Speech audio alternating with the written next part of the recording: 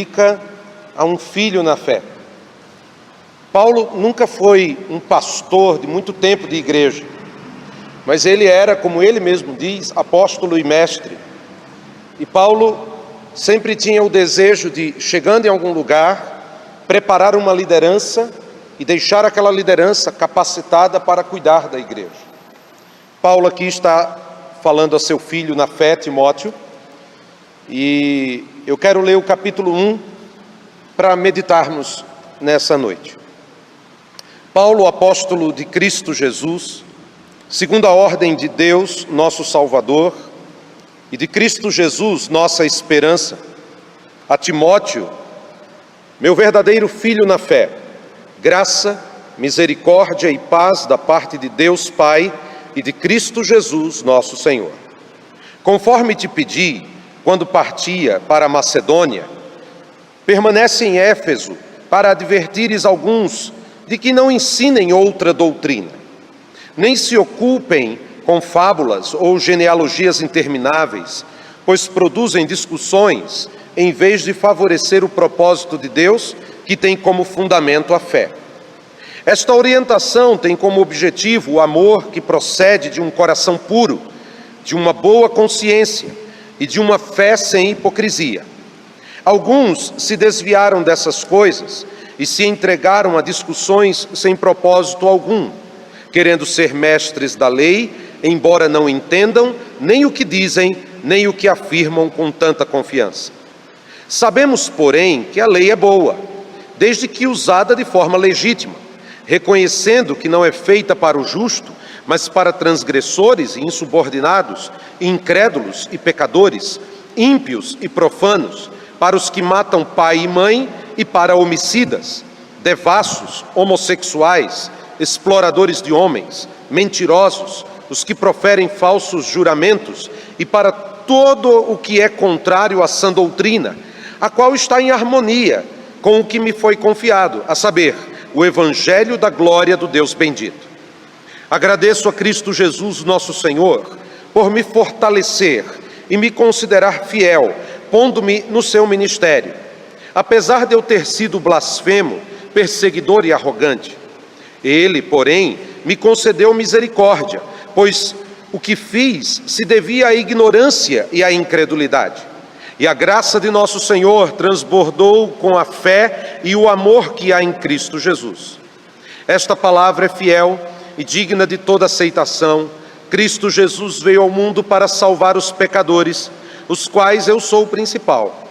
Mas, por isso, ele me concedeu misericórdia, para que em mim, o principal deles, Cristo Jesus, mostrasse toda a sua paciência, a fim de que eu servisse de exemplo aos que haviam de crer nele para a vida eterna. Ora, ao Rei dos séculos, imortal, invisível, ao único Deus, sejam honra e glória para todo o sempre. Amém. Dirijo esta orientação a ti, meu filho Timóteo, levando em consideração o que as profecias anunciaram a teu respeito. Com base nelas, trava o bom combate, conservando a fé e uma boa consciência, pois alguns, vindo a rejeitá-la, naufragaram na fé. Entre esses estão Himeneu e Alexandre, os quais entreguei a Satanás para que aprendam a não blasfemar. Paulo está aqui dando o início de sua orientação a Timóteo, e Timóteo está em Éfeso. E veja que aquela palavra de Timóteo, de Paulo, aos presbíteros de Éfeso, em Atos capítulo 20, no qual eu preguei há 2 semanas atrás, não era sem razão. Paulo já ali advertiu os presbíteros de Éfeso de que logo depois de sua partida, lobos devoradores entrariam na igreja e estariam ali para tentar destruir a igreja e os princípios doutrinários que Paulo, durante quase 3 anos, procurou fundamentar naquela igreja. Paulo começa a sua saudação a Timóteo, e ele, logo depois dessa saudação, nos primeiros 2 versículos, ele pede a Timóteo, fica aí em Éfeso e vá advertindo alguns que não ensinem outra doutrina. Esse é o grande perigo da igreja. O grande perigo da igreja não é o mundanismo ou o secularismo, são perigos. A igreja tem que estar vigiando, mas há perigos nas quais a igreja tem que estar sempre atenta, porque muitas vezes elas brotam dentro da própria igreja, com a aparência de piedade, com a aparência de algo de Deus, mas que foge da doutrina. Paulo, pelo visto, está orientando Timóteo a ter cuidado com pessoas ligadas a um tipo de judaísmo, porque aqui no verso 4, quando ele diz, não ensinem outra doutrina, não se ocupem com fábulas ou genealogias intermináveis, isso era uma preocupação muito comum dos judeus. Os judeus ficavam preocupados com genealogias, às vezes com histórias que não eram baseadas na escritura, apenas numa tradição, que muitas vezes eram baseadas em fábulas. E nós sabemos que os judeus, às vezes, pegavam essas histórias do passado, que não estava na escritura, mas estava numa tradição oral, e eles se apegavam àquilo e valorizavam muito mais essas tradições orais, essas fábulas, esses mitos, as genealogias, do que de fato a palavra de Deus. Paulo também no verso 7 mostra outra observação interessante, porque ele diz, querendo ser mestres da lei, embora não entendam nem o que dizem, nem o que afirmam com tanta confiança. Ou seja, Paulo aqui mostra que essas pessoas estavam preocupadas com a lei de Deus. No entanto, Paulo está dizendo, embora essas pessoas se preocupem com a lei, e a lei é boa, verso 8 ele diz isso, se usada de forma legítima, Paulo vai dizer, essas pessoas, embora se preocupem com a lei, não sabem nada da lei, nem mesmo sabem o que dizem, embora demonstrem confiança. E isso é importante entendermos, porque muitas vezes as heresias, quando surgem focadas em pessoas que são muito confiantes em si mesmas. Há no meio das heresias um personalismo, ou seja, pessoas que aparentam ser firmes, aparentam ter confiança no que pregam, confiança no que falam, mas que na verdade não estão preocupadas com a glória de Deus, mas consigo mesmas. Isso tem que ser algo que nós temos que ter muita atenção. Por quê? Porque Paulo vai falar no verso 5, que essas pessoas, essa orientação que ele está dando a Timóteo, ele diz, é uma orientação que tem como objetivo o amor. Veja, Paulo não está preocupado que o seu legado na igreja de Éfeso seja esquecido. Paulo não está preocupado com o que ele ensinou seja suplantado por outra pessoa. Ele está dizendo, não, essa orientação tem como objetivo o amor que procede de um coração puro, de uma boa consciência e de uma fé sem hipocrisia. Paulo não está preocupado com ele, mas ele está preocupado com a glória de Deus, com o povo de Deus, para que este povo ande segundo a doutrina santa, pura do Senhor Jesus. Por isso que ele vai dizer, tome cuidado, porque esse grupo que está aí, ensinando outras doutrinas, ensinando genealogia, ensinando fábulas, pretensamente ensinando a lei, isso na verdade só vai produzir discussão, confusão, divisão e enfraquecimento da obra de Deus.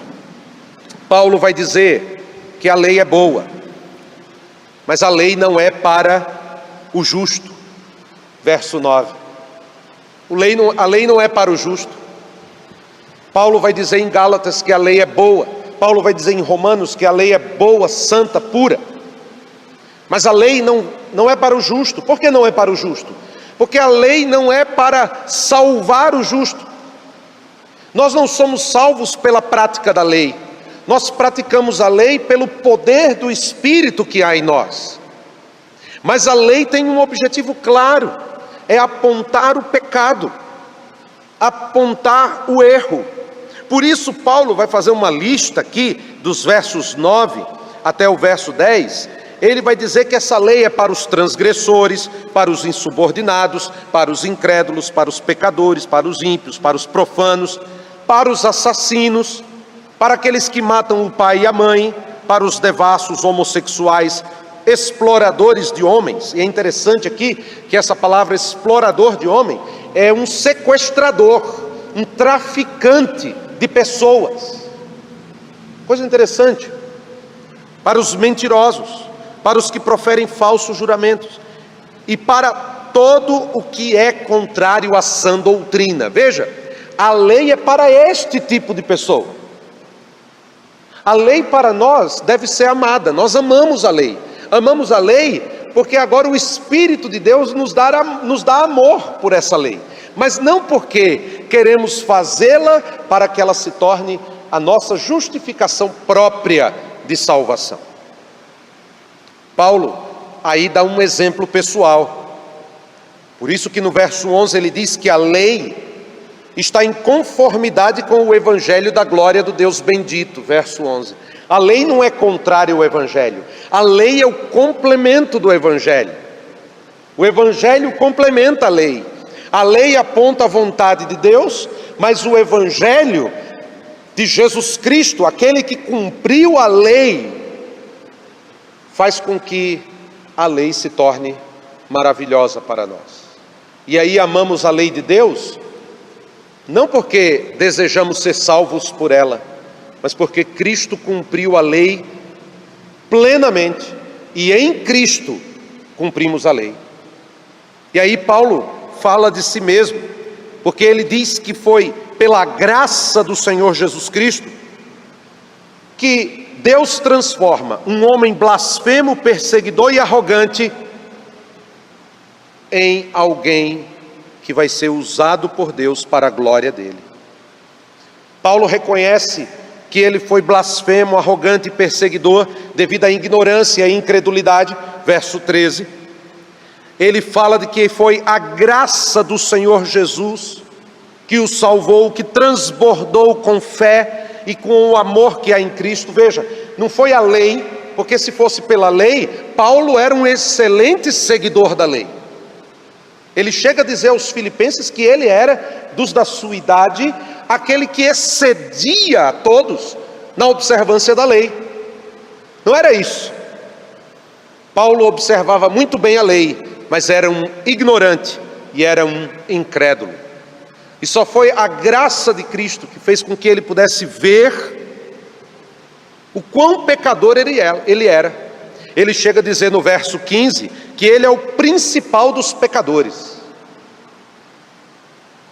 De modo que ele entende que Deus o chamou para o ministério, não pelos seus dotes pessoais, não porque ele era um homem letrado na lei, mas porque Deus foi fiel e misericordioso por meio de Cristo para salvá-lo e abrir os seus olhos de sua ignorância e de sua incredulidade. E por isso ele está falando essa palavra a Timóteo. É interessante que no verso 16, Paulo vai dizer: por isso ele me concedeu misericórdia, para que em mim o principal deles o quê? Principal dos pecadores, Cristo Jesus mostrasse toda a sua paciência, a fim de que eu servisse de exemplo aos que haviam de crer nele para a vida eterna. E eu fico imaginando Paulo escrevendo isso para Timóteo, numa prisão romana, olhando sua vida, olhando para trás, vendo toda a sua história, de como Deus foi capaz de pegar um homem forte, decidido, alguém que levava a sério o judaísmo, um homem radical, a ponto de levar arrastados homens e mulheres por causa de Jesus Cristo. esse homem, salvo pela graça e pela misericórdia de Deus, eu começo a imaginar quando Paulo diz aqui, Cristo Jesus mostrasse toda a sua paciência. E aí eu me lembro de 2 Coríntios capítulo 11, quando Paulo vai fazer uma lista de situações que ele passou.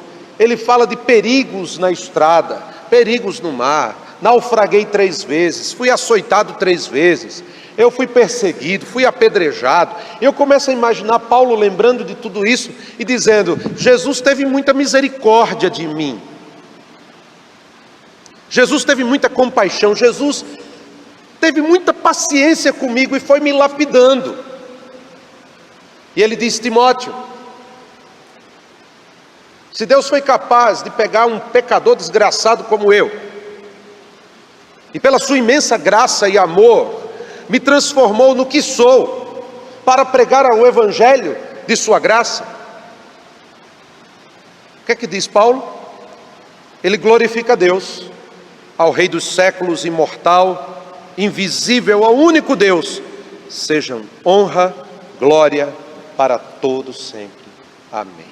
Ele glorifica a Deus, porque ele sabe que ele é o que é, não por si mesmo, não porque era um homem letrado, não porque ele tinha conhecimento, não porque ele sabia o que era lei, não porque ele era religioso, mas porque ele via a sua história como Cristo tendo misericórdia e paciência, ele sendo exemplo para os fiéis, e ele dizendo a Timóteo, eu sou um exemplo. E Deus teve compaixão, e glória a Deus por isso, porque ele teve compaixão de mim. E aí, nos versos 18 e 19, ele fala, dirijo essa orientação a ti, meu filho Timóteo, levando em consideração o que as profecias anunciaram ao teu respeito, com base nelas, trava o bom combate. Timóteo parece ser um filho querido, e nós não sabemos que profecias foram feitas a Timóteo. Sabemos que Timóteo é um jovem pastor, ele está com uma igreja importante, é uma igreja forte, é uma igreja ortodoxa, é uma igreja bem firmada, e possivelmente Timóteo está enfrentando uma certa resistência de pessoas mais velhas, talvez pessoas dizendo assim, mas Timóteo não é igual a Paulo. Paulo, ele tinha experiência, era um homem experimentado, mas Timóteo é novo, será que Timóteo vai dar conta dessa igreja? Paulo diz, Timóteo, meu filho, há profecias a teu respeito. Você lembra? Que foram faladas profecias a teu respeito? Lembre-se disso. E trava o bom combate. Paulo, longe de desanimar Timóteo, ele joga Timóteo na fogueira. E diz, pegue seu escudo, pegue sua espada, vista sua armadura, e trava o bom combate, porque o ministério pastoral é um combate. Por isso que a igreja precisa orar pelo seu pastor, porque não é fácil estar na linha de frente, cuidando das ovelhas de Deus.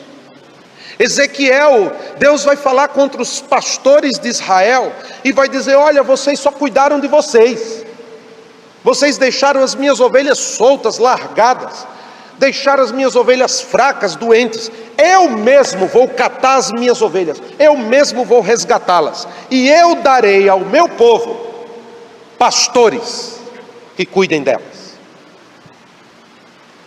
Jamais devemos nos esquecer, meus irmãos, que esta igreja é de Cristo e que o supremo pastor dessa igreja chama-se Jesus Cristo. E cada membro desta igreja, cada congregado desta igreja, que frequenta e ama esta obra, Jesus cuida. Mas o ministério pastoral é um bom combate, é um combate árduo, difícil, mas é um bom combate. Paulo diz, trava o bom combate. Como? Verso 20, conservando a fé. Irmãos, se o pastor não tiver fé, ele não consegue levar a igreja. Conservando a fé. mantendo essa fé firme e uma boa consciência. E é muito interessante que várias vezes nós vamos ler essa frase, boa consciência. O que é essa boa consciência? É a consciência daquilo que nós sabemos o que cremos. A boa consciência é a certeza de que nós estamos fazendo o que fazemos para a glória de Deus. A boa consciência mostra alguém que serve a Cristo e o faz não por méritos, não para ser visto, não para ser notado, mas porque ele agora está diante de Deus sem culpa. Se Cristo chamar o pastor, ele poderá chegar diante de Cristo e dizer: Senhor, as minhas mãos trabalharam na tua obra, não fiquei com nada de teu povo e nada de teu rebanho. Eu não os conduzi por caminhos errados, eu não ensinei doutrinas erradas, eu os amei, cuidei, fortaleci e alimentei, porque elas eram tuas. Eis aqui teu rebanho. Isso é boa consciência. Eu fico imaginando quantos pastores há que usam de fraude, de engano, de manipulação, certamente não têm uma boa consciência. A boa consciência é aquela de que quando pegamos a palavra de Deus e pregamos a palavra de Deus, pregamos somente a palavra. Não uma opinião, não uma ideia, não uma filosofia, mas porque pregamos a palavra. Paulo chama Timóteo e diz: trava esse bom combate, mantendo sua fé e uma boa consciência.